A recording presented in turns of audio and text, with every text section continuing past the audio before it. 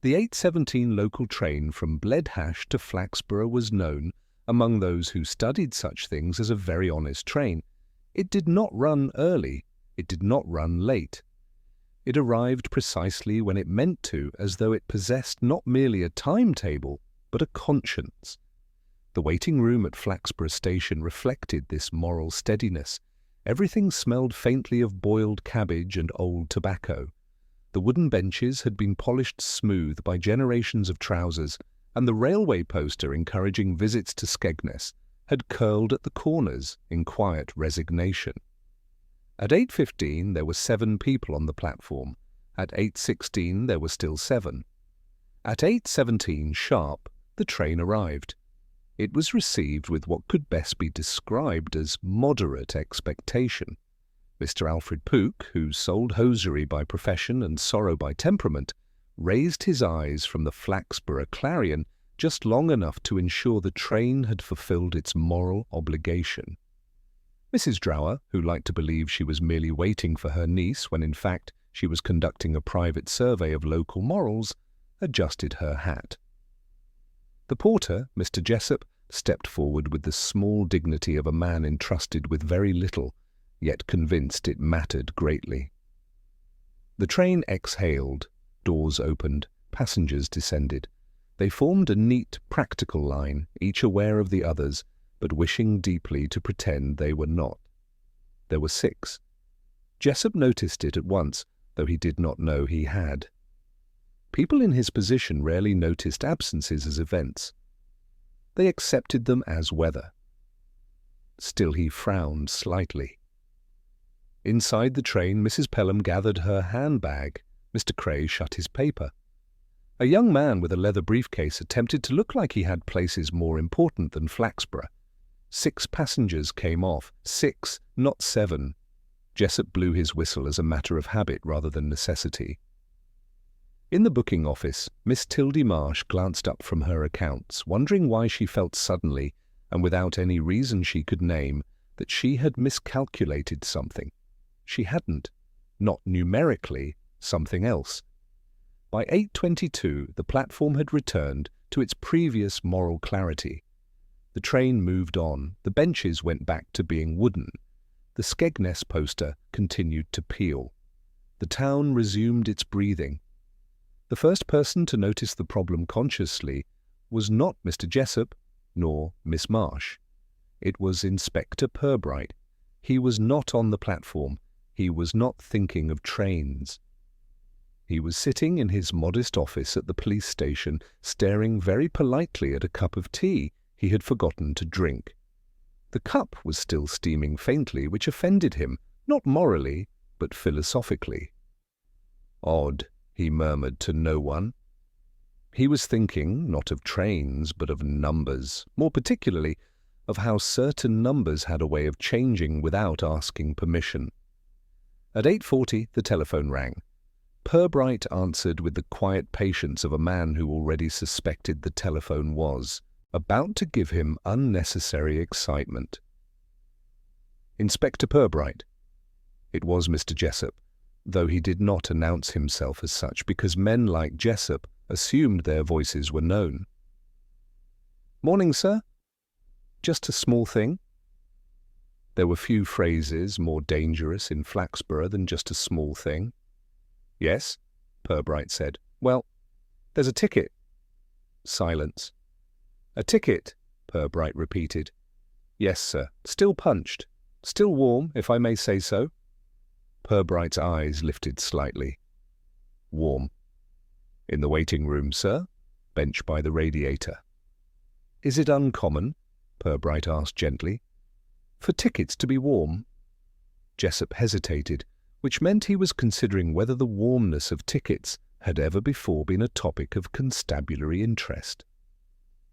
Not generally, sir. What is the destination? Jessup looked at it again as though it might have changed its mind.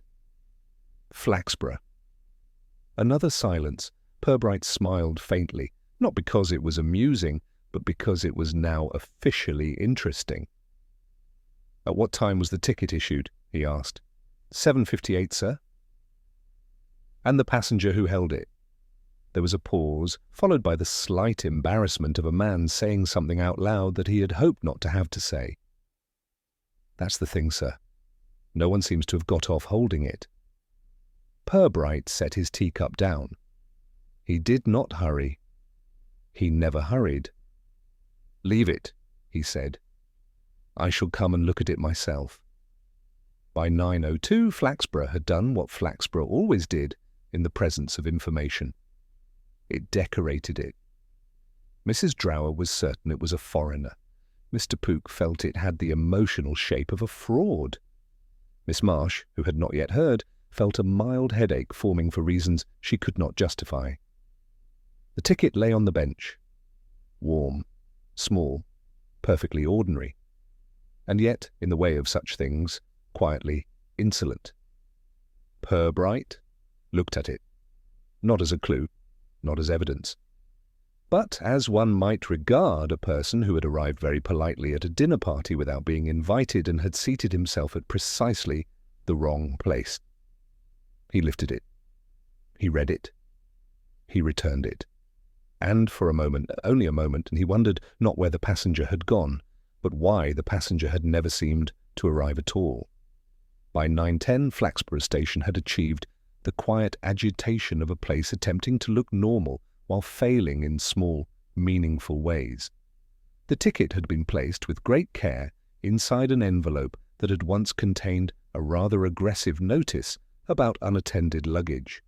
It now sat on Miss Marsh's counter, like an accusation that had learned to whisper instead of shout. Inspector Purbright stood in front of it, hands loosely folded behind his back, as though attending a minor art exhibition. Mr. Jessup hovered. "So?" Purbright said mildly. "It was here?" "Yes, sir. Bench by the radiator." "And you found it?" "Yes, sir." "And before that?" Jessup hesitated, which in Flaxborough was the social equivalent of a confession. "Well, people had been sitting there, sir, waiting folk." "Do you recall who?" Purbright asked. Jessup thought briefly and with visible discomfort. "Not precisely, sir. There was Mrs. Drower, for one, and that young insurance man, and Mr. Pooke, though he says he stood." Purbright nodded slightly. Standing, he thought, was a habit frequently invented after the fact. Word, meanwhile, was moving. It began, as most important information did in Flaxborough, with Mrs. Drower, who approached Miss Marsh with an expression designed to combine concern for public safety with a perfectly respectable hunger for intimacy with scandal.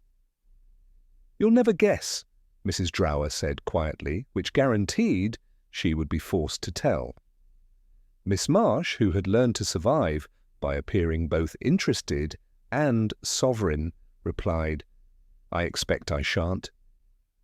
"Let's talk," Mrs. Drower murmured, "of a foreign gentleman." Miss Marsh glanced instinctively toward the ticket. Mrs. Drower leaned closer. "Not one of ours." "Of course," Miss Marsh said, without knowing what she meant. By 9:20, Mr. Pooke was offering a different theory to the man who sold stamps, that the train had been carrying more people than it appeared, which, although physically problematic, satisfied him emotionally. By 9:25, it had developed, through a process of gossip's natural refinement, into something slightly grander, an unknown passenger carrying a suspicious parcel who had vanished rather than disembarked, and was believed by Mrs. Drower to have dark intentions. None of this had reached Purbright. He was, at that moment, examining the bench by the radiator. It was exactly as one might expect, wooden, smooth, board. He touched the slats lightly, as though concerned they might be startled. "Was anyone cleaning this morning?" he asked. Miss Marsh frowned. "No, Inspector. I did the counter," Jessup said. "I dusted the ticket rack, sir." "Did you dust the benches?" Purbright asked gently. Jessup's face tightened. "No, sir." Purbright looked again at the spot where the ticket had been resting. It was faintly warmer, not much, enough. At 9:35, Sergeant Lovejoy arrived, breathing faintly harder than the situation quite justified. "Morning, sir. I hear we've a missing person." "Not as yet," Purbright said calmly. "We have a ticket." Lovejoy blinked, adjusting emotionally to the modesty of the problem. "The railway clerk says all tickets sold match the ledger," Lovejoy added. "And therefore?" Purbright asked. "And therefore," Lovejoy said carefully, "the fellow must have bought it." "Yes," said Purbright, and then disappeared. "Yes," Purbright said again. "And that's not usual," Lovejoy ventured. Purbright inclined his head. "No." He paused. "Does anyone," Purbright asked, "remember a stranger?" Lovejoy considered. "Well, the town always notices strangers." "Does the town," Purbright asked quietly, "always notice strangers correctly?"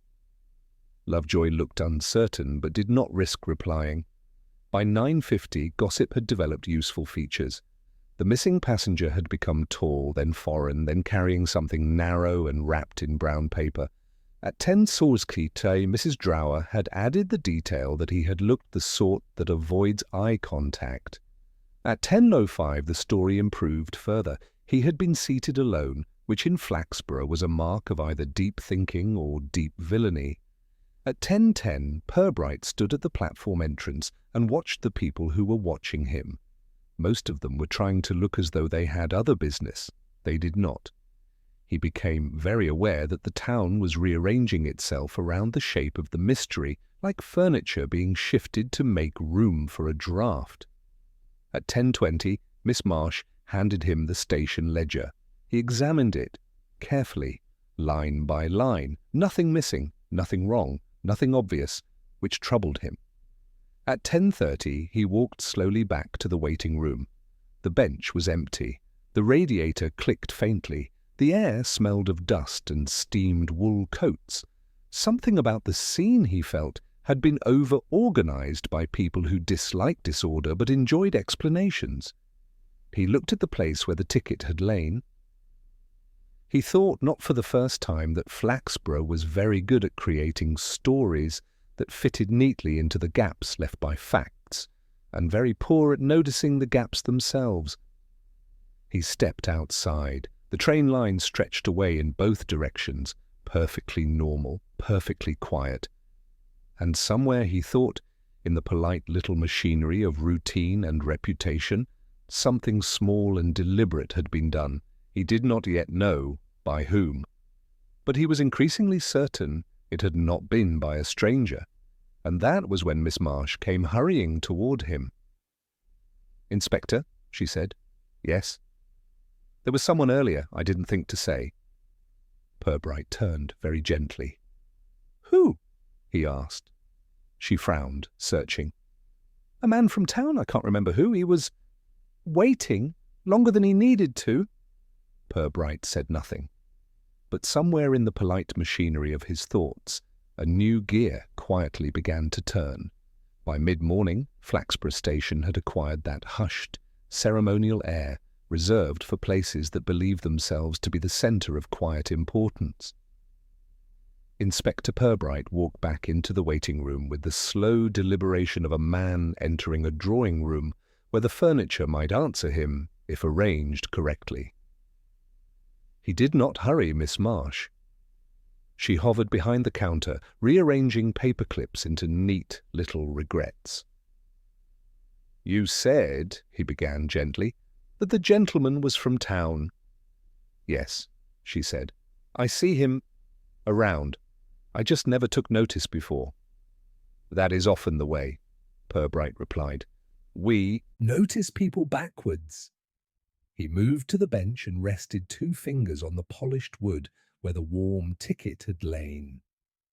"Was he waiting for the train?" he asked. "I think so," she said, after thinking briefly how inconvenient certainty can be. "Did he speak to anyone?" "No, Inspector. He stood, he sat again, like a man changing his mind without telling his legs." Purbright considered that. At 11:05, Sergeant Lovejoy returned, carrying the mild indignation of a man denied something straightforward. "No missing persons reports, sir," he said. "Not yet," Purbright replied. "He could have left," Lovejoy said. "Changed his mind." He meant it practically. The town meant it morally. "Yes," Purbright said, "he could have." He did not say that the warm ticket suggested otherwise. At 11:12, Mrs. Drower appeared at the entrance, pretending with great care to examine the timetable. Her mouth trembled faintly with the effort of not speaking. Purbright noticed her. He did nothing. She approached him as all things eventually did. "I hope," she said carefully, "there's no danger." "There is always danger," Purbright said mildly. "Usually in small quantities." She looked delighted and alarmed by this at the same time. "I hear," she said, "that a man disappeared." "People often disappear," Purbright replied, "usually into their own habits." She blinked, uncertain whether she had just been dismissed or encouraged. "I didn't see him," she said quickly, which suggested she had. Purbright inclined his head. "Thank you, Mrs. Drower." She left with the quiet irritation of a woman who feels she has not been used to her full narrative potential. At 11:20, Purbright asked to see the ticket again. Miss Marsh handed it to him, as one hands a china cup to a man with large thoughts. He turned it over. The stamp was clean, the edges were neat, and yet... "Was the ink still damp?" he asked idly. Miss Marsh frowned. "I couldn't say, sir." Jessup, who had drifted closer, said, "It looked fresh, Inspector." "Fresh," Purbright repeated. That was different from warm. At 11:30, he walked the length of the platform. He noted the position of the bins, the ashtray, the angle of the timetable board. Not because they were important, but because important things like to hide among the unimportant. At 11:35, he met Mr. Pook, who was waiting with a newspaper folded into a tight moral rectangle. "You were here this morning," Purbright said. "I was," said Mr. Pook, who disliked the sound of this. "You were near the bench?" "I stood," Mr. Pook said quickly. "You recall a man waiting?" Mr. Pook looked offended. "I recall nothing unusual." "That," Purbright said, "is always worth remembering." Mr. Pook walked away with the stiff displeasure of a man who had not been able to lie in any useful direction. By 11:45, the station had exhausted the first wave of excitement and begun to polish the story. The missing passenger had acquired a hat, then a moustache, then a limp. None of these had apparently interfered with his disappearance. Purbright stepped back into the waiting room. He stood where the ticket had been. He imagined the man who had sat there. Alternatively, the man who had not. He thought of hands, careful, careless, nervous. He thought of heat, the radiator's breath, the pocket warmth of a freshly bought lie. At 12, Jessup leaned in. "Sir," he said, lowering his voice, "railway folk don't like odd business." "Few people do," Purbright replied. "It makes them jump." Purbright nodded. "What terrified people," he said softly, "was never the thing itself. Only the stories built around it." At 12:05, Miss Marsh suddenly remembered. "He wore gloves," she said. Purbright turned. "Are you sure?" "I don't know," she said, distressed. "But I can see it now. Brown leather. Or perhaps it was his hands." "That is all," Purbright said gently. At 12:10, he stepped outside again. The town moved as always, carts, footsteps, respectable silences. And in the gentle machinery of Flaxborough, the idea began to settle that perhaps the missing passenger had not vanished. Perhaps he had never been meant to be seen at all. And that thought troubled Purbright far more than a simple disappearance ever could. By early afternoon, The air in Flaxborough had thickened with that particular mixture of logic and relief that accompanies the arrival of a simple explanation. The town liked simple explanations. They sat neatly on side tables and did not scratch the wallpaper. Chief Inspector Hargreaves arrived at 1:05 with his hat slightly too new and his patience slightly too thin, which was usually how his visits began and nearly always how they continued. "So," he said, standing on the platform with the confidence of a man who enjoyed diagrams, "we've a missing passenger." "We have a ticket," Purbright said mildly. Hargreaves waved this distinction aside. "I've spoken to a few people," he said. "There's a chap, name of Lister, Ernest Lister, lodges near the canal, known to keep to himself." Purbright regarded the rails. "Is that unusual?" he asked. "For Flaxborough?" Hargreaves said. "Decidedly." "He was seen loitering?" Purbright inquired. "He was seen waiting," Hargreaves said. "Longer than required. Fits your clerk's description well enough to be comforting." Comforting was to Hargreaves a professional term. Purbright said nothing, which Hargreaves took as assent. By 1:15 Sergeant Lovejoy had been dispatched to locate Ernest Lister, who was found without difficulty, mostly because men who keep to themselves rarely imagine it will become useful. Lister was brought to the station with the modest dignity of a man who had never been in serious trouble but had always suspected the world might try. He was of average height, average build, and average expression, with the sort of face that collected accusations simply by existing. "I didn't do nothing," he said immediately. Purbright sat, folded his hands, and did not contradict him. Hargreaves leaned forward. "Where were you this morning, Lister?" "By the canal," he said. "Then the station. I was thinking of going to Bledhash." "And did you?" "No." Hargreaves leaned back, satisfied. "There we are." Purbright's gaze remained politely distant. "Why?" he asked. "Did you not go?" Lister shifted. "Didn't feel right." "What didn't?"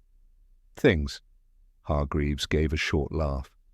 "You expect us to believe you bought a ticket and then, what, lost your courage?" "I didn't buy no ticket," Lister said. Silence, like a well-trained animal, sat quietly in the room. Hargreaves stared. "But the clerk says—" Purbright raised one finger. "Did you handle a ticket today?" he asked gently. Lister frowned. "I might have looked at one. Someone dropped it. I picked it up. It felt like it weren't meant for me." Hargreaves straightened. "You found the ticket and put it back on the bench," he said. "Yes," Lister said. "I didn't want trouble." Hargreaves exhaled, satisfied in the way only men who enjoy tidy conclusions can be. "There you are," he said. "He's your man." Purbright did not object. He rarely did. Outside, the town received the news with relief, disguised as disappointment. Mrs. Drower nodded grimly. "A strange one," she said. Mr. Pooke felt vindicated in his earlier unvoiced opinions. Miss Marsh felt a slight weight lift from her chest, as if the ticket had ceased whispering. At 2S Hargreaves stood at the window of the station office. "Simple business," he said. "Man picks up ticket, confuses matters, town panics. You can close your notebook, Purbright." Purbright smiled faintly. He had not been writing. "What troubles you?" Hargreaves asked. "Nothing," Purbright said. It was not a lie, it was simply incomplete. At 2:10 he spoke privately with Lister. "You did not buy the ticket?" Purbright said. "No." "You did not sit on that bench first?" "No, sir." "You picked up the ticket because it looked lost?" "Yes." "And it was warm?" Lister looked startled. "Yes," he said. "Warm, like someone had just let go of it." Purbright nodded. At 2:20 Lovejoy returned. "No record on him, sir. Keeps himself quiet." "That," Purbright said, "is rarely criminal." Hargreaves, overhearing, shrugged. "No such thing as harmless confusion," he said. "Only guilty men and unlucky ones." At 2:30 the allegation had spread through the town as fact. Ernest Lister had become by degrees suspicious, secretive, potentially foreign in background, and probably carrying a knife, depending on which shop the story passed through. At 2:45 Purbright returned to the waiting room. The bench waited as it always had. The radiator breathed patiently. He tried to imagine Lister there. It did not fit. He tried to imagine the warm ticket. That fit too well. At 3 eyes he heard Hargreaves laughing in the booking office, already telling the version of the story that would later appear in polished form. By 3:05 Purbright understood something quietly important. They had found a man who solved the town's discomfort.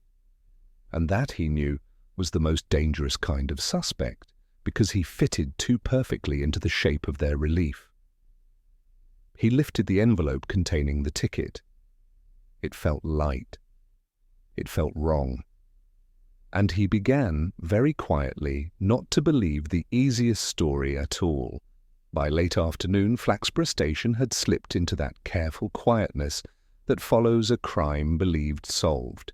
The air felt folded, as though everyone had tucked their worries neatly away and left them on a shelf that might, if necessary, be dusted later. Inspector Purbright remained. He stood alone in the waiting room, the envelope containing the ticket resting lightly in his hand, as though it were uncertain whether he deserved its confidence. The bench, the radiator, the faint ghost of warmth in the wood, all remained exactly as before, except that something in the room now felt rehearsed. It was the thermos that first offended him. It sat near the far end of the bench, belonging, as it usually did, to Mr. Jessup. A dull green thing, scarred by time and careful fingers, it had existed in that position for so long that it might reasonably have been listed among the station's fittings. And yet, Purbright frowned very slightly. He approached it. He did not touch it at first. He merely observed the faint circle it had left upon the polished wood.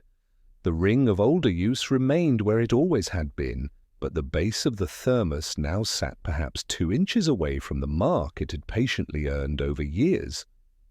2 inches was nothing. 2 inches was everything. Jessup appeared in the doorway. "You moved it," Purbright said gently. Jessup blinked. "No, sir." "You always keep it here?" Purbright asked. "Yes, sir. Habit." Purbright lifted the thermos and replaced it precisely on the old mark. The fit was perfect. "Something," Purbright said quietly, "sat where it now sits." Jessup hesitated. "I don't know what you mean, sir." "I suspect," Purbright replied, "that you do." By 4:10 the light had begun to thin into that colourless grey Flaxborough, reserved for late conclusions and early regrets. Miss Marsh was closing her register when Purbright approached the counter again, this time more softly, as one speaks to someone who may be frightened without yet knowing why. "May I ask," he said, "if anything has been placed on that bench recently?" She looked puzzled. "No, Inspector, only people." "Were you aware," he asked, "of Mr. Jessup's thermos moving?" She looked startled. "No." "Did you notice anything else move?" She frowned, searching her memory, which had the uneasy feeling that it had been tidied by someone else. "There was a parcel," she said slowly. "A parcel," Purbright repeated. "Brown paper," she said. "Tied with string. It was near the radiator earlier." "How long earlier?" Purbright asked. She hesitated, which was becoming a sort of civic reflex. "I can't be certain. Before the train. Did anyone claim it?" "I don't know," she said. "It wasn't there later." Purbright nodded. At 4:20 he returned to the platform. He walked slowly, placing each footfall with unnecessary care, feeling the quiet resistance of a town that did not like being made to remember. He looked again at the drains, the edges of the platform, the places where small things might drop and be lost unnoticed. A brown paper string lay half hidden behind the leg of the bench. He picked it up. It came away easily. It had been cut, not torn. He placed it, too, in an envelope. At 4:30 Sergeant Lovejoy returned, still comfortable with his earlier certainties. "Lister's keeping quiet," he said. "Seems grateful." "Has he asked for his ticket back?" Purbright asked. Lovejoy blinked. "It wasn't his." "No," Purbright said. "Then what makes you ask?" Purbright folded the string gently. "He might like to know what he nearly held," he replied. By 4:40, Hargreaves had declared the matter practically closed to two men in uniform who did not require details to feel useful. "The town doesn't want complications," he said. "We've given them a shape they can live with." "Yes," Purbright said. He thought of the parcel. He thought of the warmth of the ticket. He thought of the thermos displaced by a small, temporary imposter. At 4:50 he spoke again with Jessup. "You said," Purbright said, "that the ticket felt warm." "Yes, sir." "Not warm like the radiator?" "No, sir. Different." "More human?" Purbright suggested. "Yes," Jessup said, relieved that someone had found the word. "Then something else sat there," Purbright said. He did not ask, he told. Jessup did not deny. At 5:00 Purbright sat alone on the bench. It was warmer near the radiator, less warm near the thermos, cooler still where the parcel would have stayed. He imagined hands holding paper, gloved perhaps, or bare. He imagined the deliberate placing of the ticket, not lost, placed. At 5:10 the second thought slid quietly, horribly into his mind. The ticket had not belonged to someone who vanished. It had belonged to someone who had never intended to travel. It had been bought, stamped, kept warm, and then set down deliberately like bait. At 5:15 he stood. He placed the thermos exactly where it had been. He smoothed the imaginary parcel space as though comforting the absence of something that had been very real. He realized then that the missing passenger was not a person. It was a distraction, a polite, manufactured ghost to make the town look one way while it refused to look another. And he also realized that whoever had done this had known the rhythms of Flaxborough very well, perhaps too well, and for the first time the mystery did not feel like an accident. It felt like a plan beginning to show its careful human edges. By the next morning, Flaxborough had returned to what it liked to believe was normal life, which consisted largely of people doing ordinary things while privately rewriting them to sound better when told later. Inspector Purbright walked the high street with the slow, unhurried air of a man who had nowhere to be and everything to notice. Shop windows displayed lace, tinned goods, polite promises of moderation. Behind them, faces moved like careful masks. The town had accepted Ernest Lister. That was its first secret. People spoke of him in lowered tones as though he were now a fixed feature of the landscape rather than a man who still breathed. Pook's hosiery was his first stop, although calling it a stop would have suggested urgency. Mr. Pook looked up from folding socks with an expression of elaborate innocence. "Morning, Inspector." "Good morning, Mr. Pook. I hear you've straightened it all out." "We understand it better," Purbright said. Mr. Pook's fingers tightened on a pair of grey lisle. "I told my customers," he went on, "that Flaxborough doesn't tolerate oddness." "Did you?" Purbright asked. "Of course." "You were at the station before the train arrived," Purbright said carefully. "I happened to be passing." "You do not normally pass the station before 8 o'clock. Mr. Pook smiled a little too carefully. "I had insomnia." "That is unusual," Purbright said. Mr. Pook adjusted the display. "You notice a great deal for a kindly man," he said. "I notice what people rearrange," Purbright replied. He left with no accusations and a new, faint impression of unease. At the baker's, Mrs. Elmsley was already in full possession of a refined version of events. "It's that sort of thing that gives a place a name," she said, sliding a loaf into a paper bag. "You should be thanking that poor man for the excitement." "Which poor man?" Purbright asked. She hesitated. "The one that did it?" "You mean Mr. Lister?" "I didn't say that." She had. At the haberdashery he spoke to Mr. Thorne, who had been at the station early, despite having no clear reason to be. "We all go there sometimes," Mr. Thorne said, not meeting his eyes. "It's a habit." "For what purpose?" Purbright asked. Mr. Thorne shrugged. "One likes to see who is coming and going." That, Purbright thought, was a confession that had not intended to be. By 10 he noted something else. Each of these people had been near the station that morning, but none of them had given themselves credit for it when the story began. They had all waited to see which version of events survived, and only then attached themselves to it.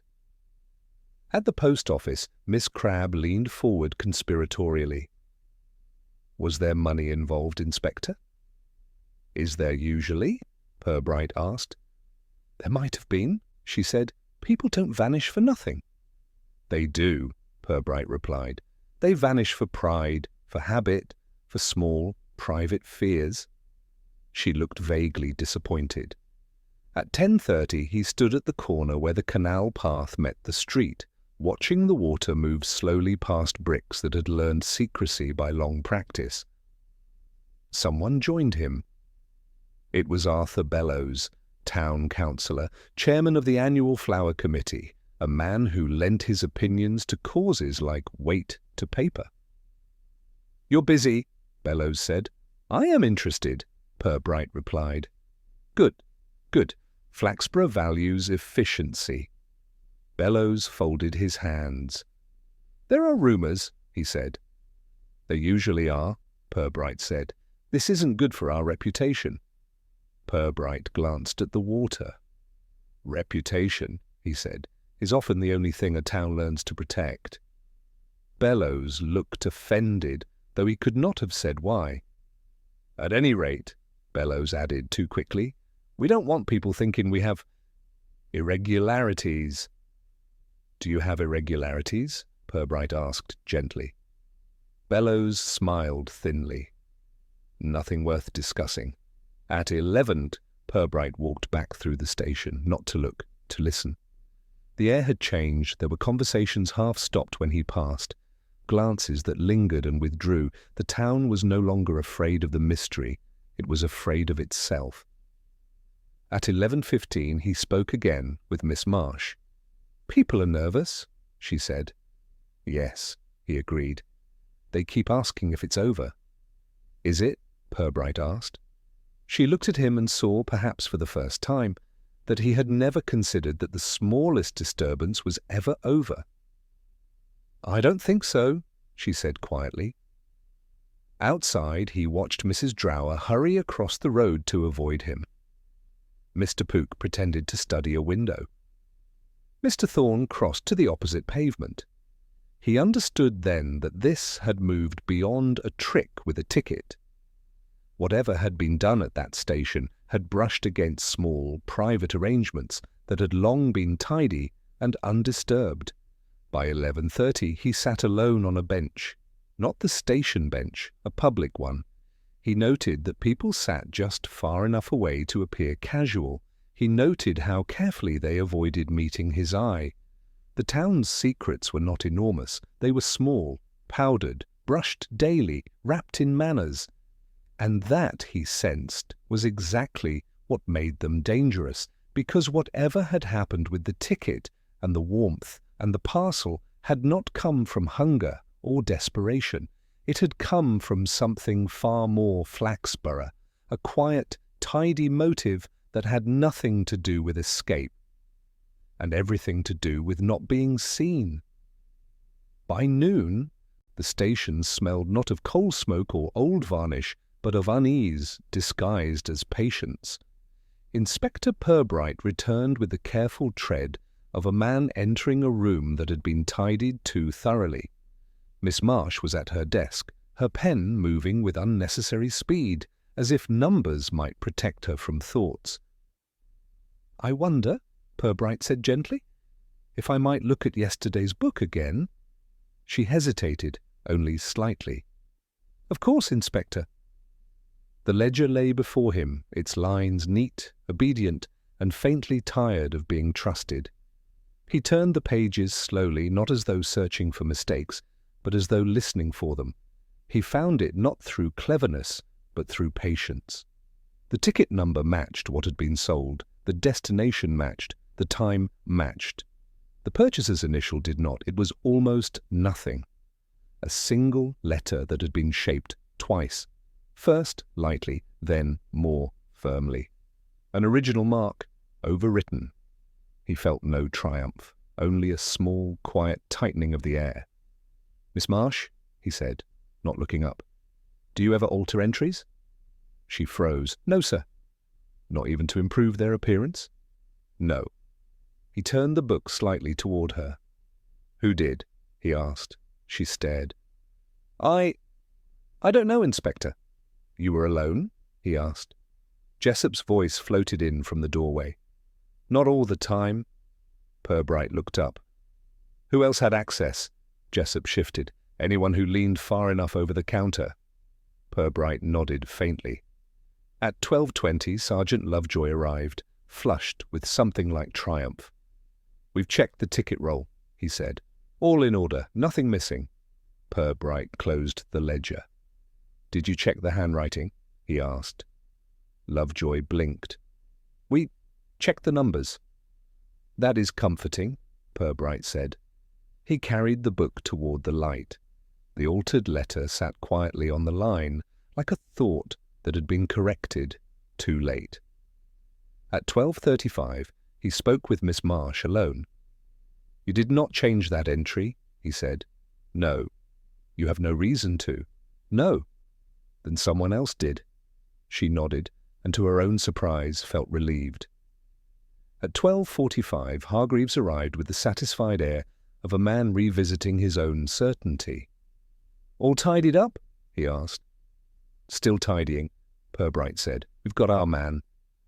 "You have a man?" Purbright said. Hargreaves leaned closer. "You look tired of this business." "I am rarely tired of people," Purbright replied. Hargreaves glanced at the ledger. "Anything interesting?" "Perhaps," Purbright said. Hargreaves did not ask further. That was his habit. At Wanga, Purbright walked to the records cabinet and took out an older book. Not yesterday's, not last week's, a month old. He opened it. He turned to the same time of day. He traced the entries with one careful finger. There it was, the same hand, the same letter, the same quiet, unnecessary correction. A pattern. Not large, not dramatic, but alive. Someone had been changing small things often. Someone who liked what the town saw to match what the town preferred. At 1:10 he returned to the counter. "Miss Marsh," he said, "did anyone stand here longer than they needed on other days?" She thought. "Yes," she said slowly.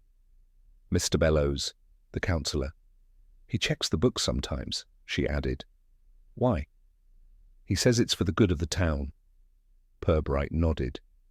At 1:20 the second incident arrived without announcement.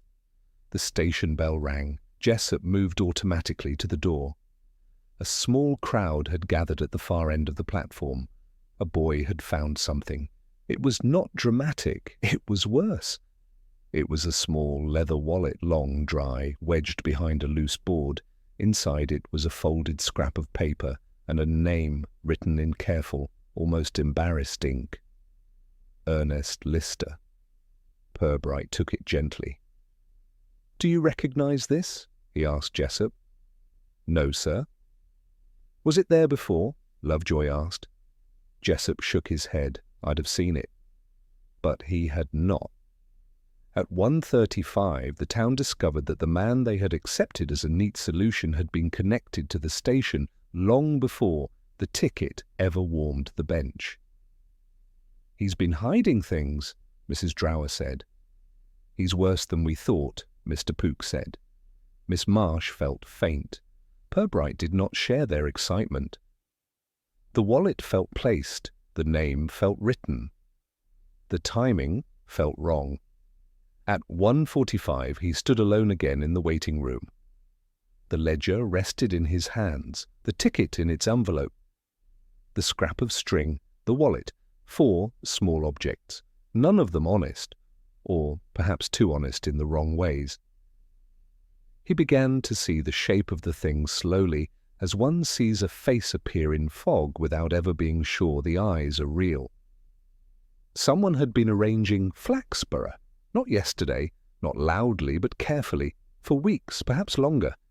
He thought of Bellows, of Pook, of Marsh, of faces that like things to look respectable when they were not, and of someone clever enough to use a harmless man as a curtain for a man who did not exist.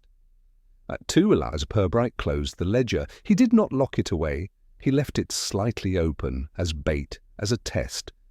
And somewhere in the polite machinery of the town, a decision was quietly made without anyone admitting they had made it. Someone would have to act. Soon.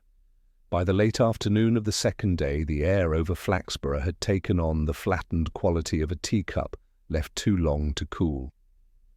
Nothing appeared urgent on the surface, yet everything underneath had begun to move with deliberate care. Inspector Purbright sat alone in the small back room of the station, where a tray had been left with a cup of tea and a saucer that bore the faint crack of long service. He had not asked for it. That, in itself, was instructive. The ledger remained on the corner of the desk, just slightly open, just slightly exposed. It looked vulnerable in a way only objects can, like something waiting for hands that believed themselves unnoticed. He did not watch it directly. He watched the air. There were footsteps outside that walked more quietly than necessary. A pause by the door that felt studied, a faint suggestion of breath being held and then released. Someone, he thought, was considering a choice. He lifted the cup and drank. The tea tasted faintly of soap and hesitation.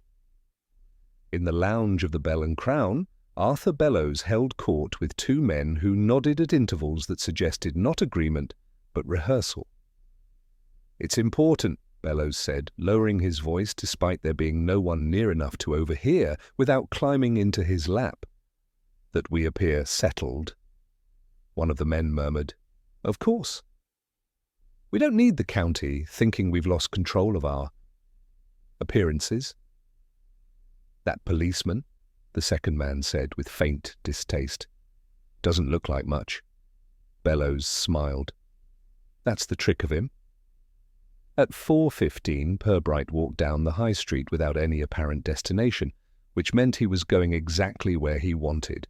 He noticed who avoided him and who did not, who smiled too quickly, who developed sudden interests in window displays that had been unchanged for years. Mrs. Drower had taken to walking on the opposite pavement. Mr. Pook polished a single sock for several minutes. Mr. Thorne nodded without looking. It was not fear they felt. It was recognition. Back at the station, Miss Marsh sat very straight and tried not to think of the ledger, which only made the ledger more present in her thoughts. At 4:30 she heard the faint sound of a page moving. She did not look. She told herself it was a draft. There was no draft. Purbright, in the back room, heard the same sound. He placed his teacup down very quietly. He did not rise. He let the sound complete itself, as one allows a person to finish a lie before responding. A soft cough, a shuffle, a pause too long to be innocent. At the Bell and Crown, Bellows excused himself from his audience and walked quickly, but with dignity, toward the station. His feet carried him there by habit now, though he would have sworn he had no such habit. The door creaked as he eased it open. He stepped inside like a man entering a church that had once praised him. Miss Marsh did not turn. She heard the sound of his shoes, but chose, for the moment, to preserve her belief in peace. Purbright heard him more clearly.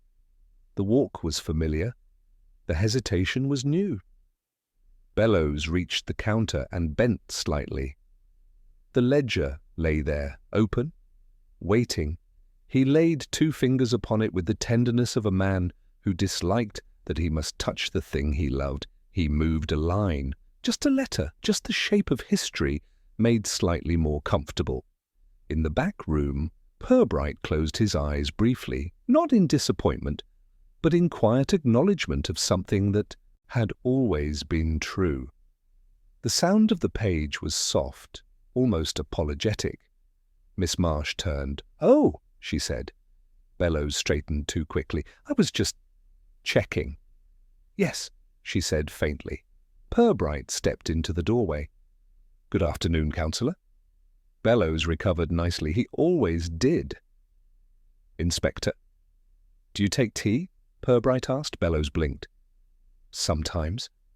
"You have just altered the station ledger," Purbright said mildly. Bellows laughed. "Adjusted, you mean?" "Does it trouble you?" Purbright asked. "Well, when places look untidy?" Bellows frowned. "I like accuracy." "You like things to appear orderly," Purbright said. Bellows hesitated. "Yes." "You have done this before." Bellows smiled weakly. "Nonsense." "That," Purbright said, "is human nature." Bellows drew himself up.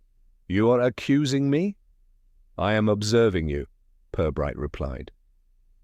Bellows glanced at the door, at the counter, at Miss Marsh, who had begun to tremble in ways she did not yet understand.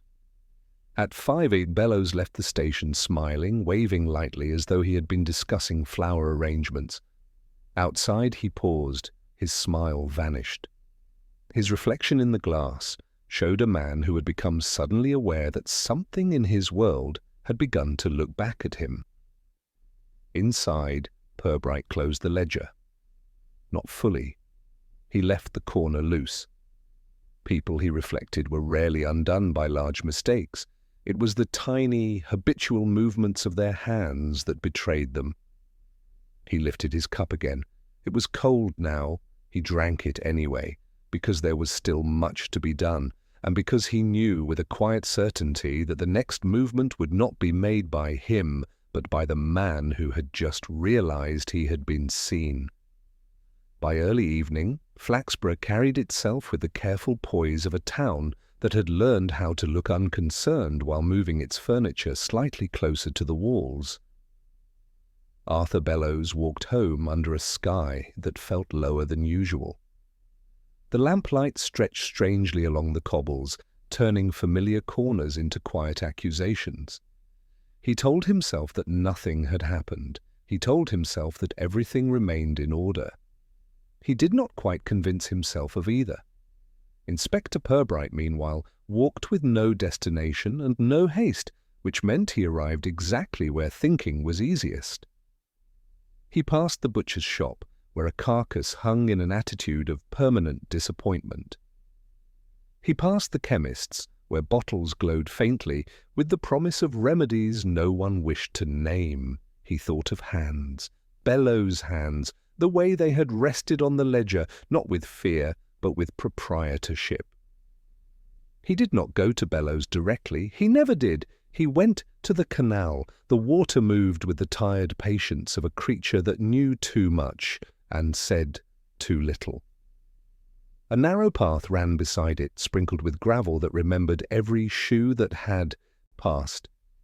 He heard footsteps behind him. He did not turn. It was Ernest Lister. "I thought you'd come here," Lister said, without knowing why he thought it. "Many people come here," Purbright replied. Lister kicked a small stone into the water. "I didn't mean to be part of this," he said. "I believe you," Purbright said. Lister stared at him. That's rare. You returned a ticket, Purbright said. That was unwise. I didn't want trouble. You did not create it, Purbright said. Lister nodded, relief and confusion fighting politely across his face. People look at me differently now, he said. They were doing so before, Purbright replied. Lister laughed once, without humour. At 6:10, Purbright walked to the Bell and Crown. Bellows was there. He always was. Bellows sat very straight with a glass that he held without drinking, which meant he was thinking of things he would have preferred not to think. Purbright sat opposite him without asking. You like order, Purbright said lightly. I like propriety, Bellows replied. Is that the same thing? Purbright asked. Bellows smiled stiffly. You have no proof of anything, he said. I have a ledger, Purbright replied. Clerical concerns. A warm ticket, Purbright said. Coincidence. A wallet with a planted name, Purbright added. Bellows' eyes tightened slightly. Speculation. Purbright leaned back. You stood at the station longer than required, he said. I like trains. You dislike surprises, Purbright said. Bellows lifted the glass, did not drink. You are wasting your time. Purbright smiled faintly. That would be unusual. At 6:30, Purbright stood. Tomorrow, he said casually, I shall ask everyone to come to the station. Bellows blinked. For what purpose? A small clarification, Purbright replied.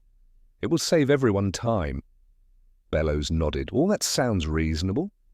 Purbright left. He knew Bellows would not sleep. Outside, the lamplight flickered faintly.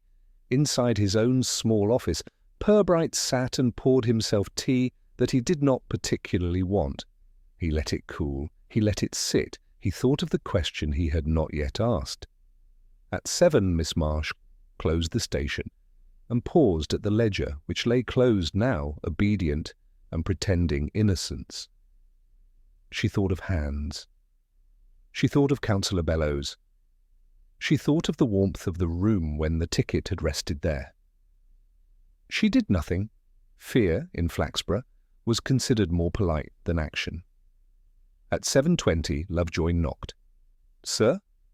Yes. Chief Inspector thinks you're overcomplicating this. Yes, Purbright said. He says it's all but done. It is, Purbright agreed. Lovejoy frowned. That's not what I meant. Purbright smiled. And that, he said, is why you are useful. At 7:40, Bellows walked home again, having forgotten what he went, to the Bell and Crown to forget. He opened his door carefully. He poured himself a drink. His hands shook slightly. He looked at them.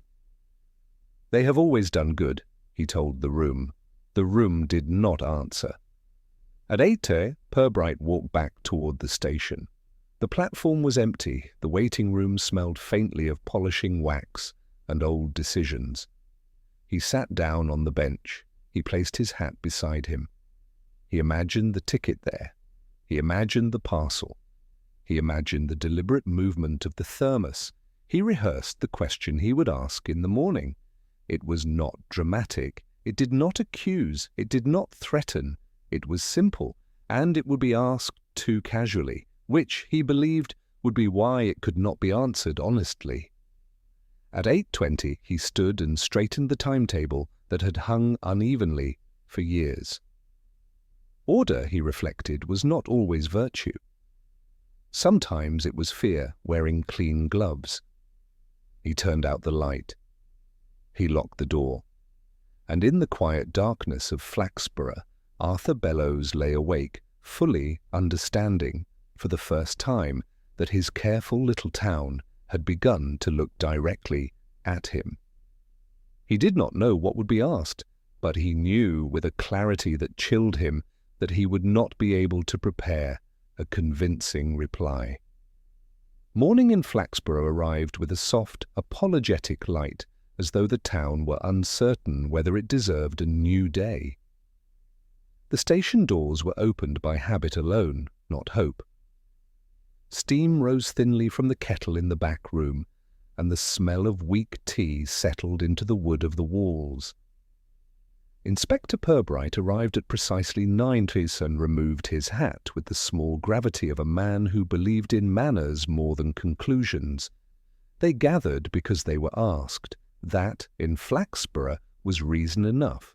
Miss Marsh stood behind the counter, stiff as freshly starched linen. Jessup lingered by the ticket rack, polishing it despite its lack of visible neglect. Sergeant Lovejoy hovered near the door, already half convinced that the matter was either finished or about to become complicated. Mr. Pooke stood with folded arms. Mrs. Drower sat, having chosen to sit, so as not to be thought to be standing. Mr. Thorne leaned against the wall, as if the wall had opinions. Arthur Bellows arrived last. He did not look at the ledger. He did not look at the bench. He looked at Purbright. Purbright gestured to the chairs without authority. They sat. This was done quietly, without ceremony, without accusation. "It seems," Purbright said lightly, "that we have all been slightly inconvenienced." There was a careful silence. "Only by confusion," Hargreaves said, who had arrived out of professional curiosity. "Precisely," Purbright said. He lifted the envelope containing the ticket but did not open it. "You will recall," he went on, "that this ticket was found warm." Jessup shifted. "You will recall," Purbright continued, "that a parcel was seen beside it." Miss Marsh's fingers tightened. "You will recall," he said, "that a man was found to have picked it up." Ernest Lister sat awkwardly in the corner, wishing intensely to be part of nothing at all. "You will recall," Purbright said, "that we accepted this as troublesome but simple." Mr. Pooke nodded, relieved by the shape of that word. "Now," Purbright said, "I should like to ask a question." He turned to Bellows. "Why," he asked gently, "have you altered the station ledger on 12 occasions in the last month?" Bellows's smile remained in place by long habit. "I do not know what you mean." "That is unfortunate," Purbright said, "because I do." He opened the ledger. He placed it on the table. He did not point. He did not accuse. He simply let the altered letter sit in the light like something that had no more interest in hiding. Bellows looked at it. He looked away. "You like control," Purbright said. "I like order," Bellows replied. "You like the town to look exactly as you prefer it to be remembered," Purbright said. Bellows said nothing. Purbright continued gently. "You saw something that displeased you." Bellows stiffened. "Someone," Purbright said, "had come quietly and done something that might, if left, make Flaxborough appear careless." Still nothing. "So," Purbright said, "you created a small disturbance." He lifted the ticket. "A purchase made for no journey." He lifted the string. "A parcel placed, then removed." He lifted the wallet. "A name written where it would be found." He looked at Ernest Lister. "A harmless man made useful." The silence this time was not polite. It was alive. "You did not intend harm," Purbright said. "No," Bellows said quickly. "You intended neatness," Purbright said. "Yes," Bellows admitted. "I wanted things tidy." "You believe," Purbright said, "that if the town's books do not show a thing, then the thing did not exist." Bellows' mouth opened. It closed. "Someone arrived," Purbright said calmly, "asking questions about matters this town had decided not to remember. A man whose name you did not wish to see." Bellows' face paled. "You could not stop him," Purbright said, "so you disguised him as a missing passenger." He let that settle. "You made a ghost," Purbright said. Nobody spoke. Hargreaves shifted uncomfortably. "He made the town chase nothing," Lovejoy whispered. "Yes," Purbright said. "And while the town chased nothing, Purbright went on, looking steadily at Bellows. He corrected what he did not want seen. Bellows folded his hands tightly. "I was protecting us," he said. "You were protecting an appearance," Purbright corrected. No one spoke in his defense. No one moved. "I will not raise my voice," Purbright said. "I will not dramatize this." He closed the ledger softly. "You will answer questions in a proper way." Bellows nodded faintly. "You will not touch this book again," Purbright added. Bellows looked at his own hands as if surprised to find them attached. At 10:10, the matter, such as it was, settled into the air like dust. No one thanked Purbright. No one accused. They simply began, as always, to reassemble their dignity. Bellows stood. "I suppose," he said, "I should be spoken to." "Yes," Purbright said. He watched them leave, one by one, not in shame, in relief. When the room was empty, except for Jessup and Miss Marsh, Purbright returned the ledger to its place. He poured tea. He drank none of it. The warmth had gone from the room. The warmth had gone from the objects. But the quiet truth, at last, sat where it had always desired to sit, unimpressed, undramatic, and very difficult for Flaxborough to forget. Flaxborough woke the following morning with the air of a town that had decided not to talk about something very thoroughly. The 8:17 train arrived exactly as it always had, neither early nor late, as though it considered punctuality a form of moral hygiene. The platform smelled of damp stone and yesterday's embarrassment. Mr. Jessup unlocked the waiting room with the same key and the same hand, though the hand felt slightly older. Inspector Purbright stood near the signal box and watched the familiar movements return to their appointed places. People descended, people departed. 6 passengers, always 6. No one mentioned numbers now. Miss Marsh opened her ledger and found herself turning the pages slowly, with less confidence than before. She noticed the old alterations clearly, as one notices long, thin cracks in glass only when the light changes. She did not touch them. Arthur Bellows remained indoors. His curtains stayed drawn longer than decency would have advised. He sat at his table, hands folded, looking at their pale backs as though they belonged to another, more impulsive man. He did not go to the station. He did not go to the Bell and Crown. He sat and listened to the clock and wondered how long his reputation would continue without his maintenance. Mrs. Drower walked past the station twice. She did not go in. She told herself she had always preferred walking. Mr. Pooke opened his shop and folded socks with exaggerated care, selling 3 pairs by 9:30 and feeling that he had discharged his civic duties by refraining from curiosity. Ernest Lister walked by the canal, hands in pockets, shoulders still slightly rounded by the town's eyes. He felt less important now and was relieved by it. He understood that being nothing was sometimes safer than being useful. By 9:30, Purbright sat in his office with the windows slightly open. Someone had brought him a cup of tea that he had not asked for, and which he did not thank anyone for bringing. He looked at the station from a distance. It looked normal. That was its greatest skill. Sergeant Lovejoy knocked. "Sir?" "Yes." "Chief Inspector says it's all gone very quiet." "Yes," Purbright said. "He says you were right." "No," Purbright said. "I was patient." Lovejoy considered this and decided not to. At 10:30, Bellows received a letter from the county offices, written in a careful hand that did not accuse and did not forgive. It suggested a conversation at a later date, in calm surroundings. He folded the letter. He placed it in a drawer he rarely used. By 10:30, the station clock had resumed its ordinary duties of reminding people of things they would prefer to forget.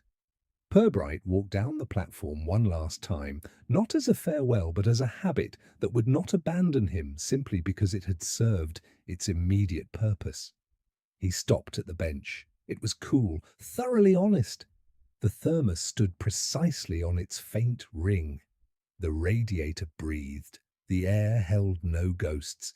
He thought of warmth, not the warmth of tea, not the warmth of radiators, but the warmth of human hands, holding something that was meant to deceive.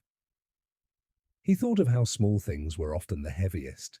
At 11 choice, he returned to his office and began to write, because writing made the mind behave.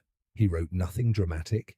He wrote nothing clever. He wrote simply that certain matters had been straightened and that certain habits were best left unpracticed. At noon, the town had fully resumed its preference for routine.